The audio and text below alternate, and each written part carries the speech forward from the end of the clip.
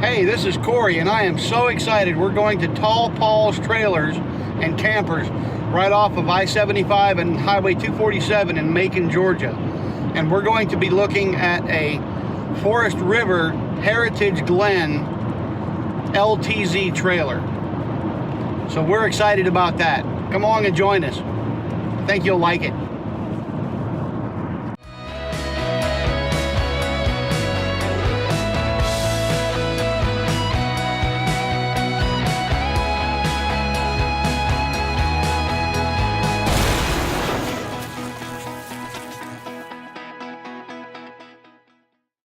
Looking at the Heritage Glen LTZ fifth wheel.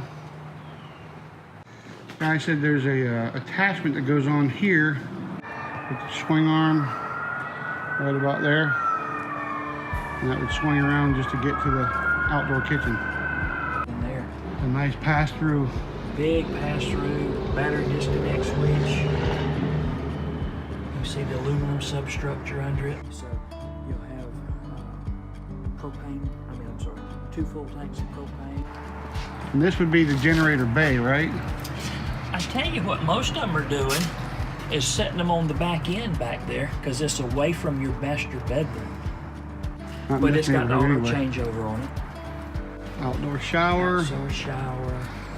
Toilet flush out tank.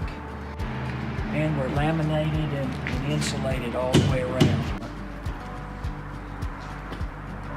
You're pre-wired for a backup camera. I like that this has got the heavy-duty steps. Yes. For larger people like me. We can run jacks up and down. We can run slides in and out. We can let the awning in and out.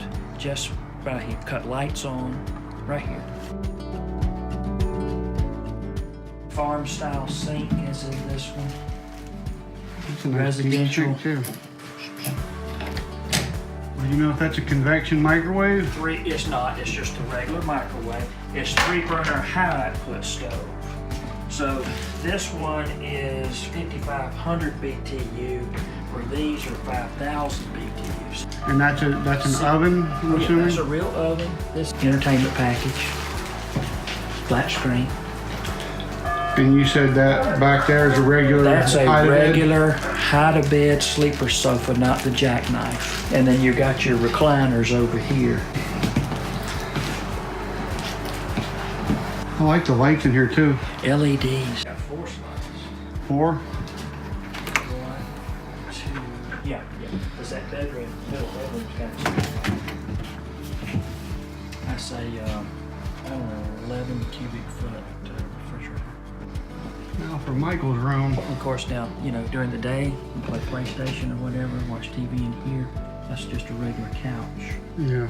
And then that'll pin up out of the way if you don't need it. Look at all the 4 nice deep drawers down there, and there's drawers underneath the sofa too. Is there?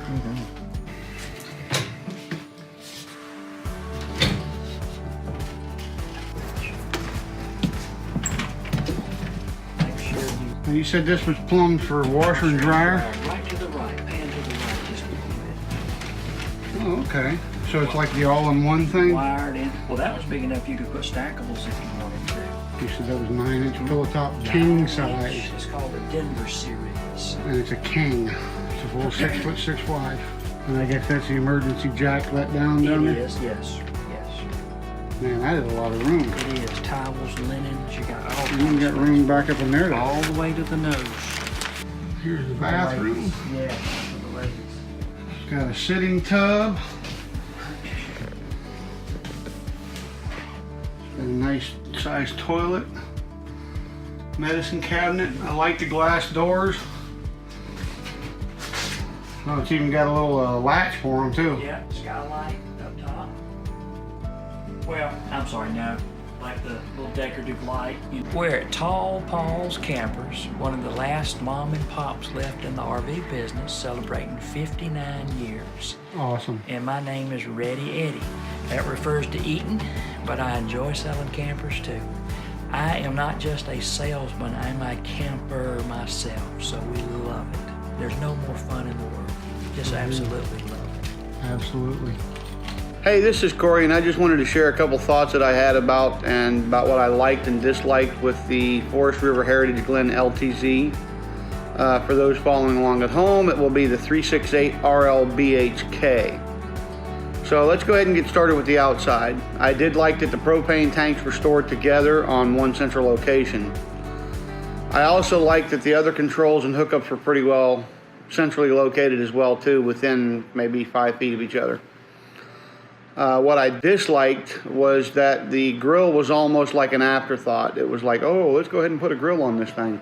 I also disliked that the batteries were behind their own little separate door with a limited space.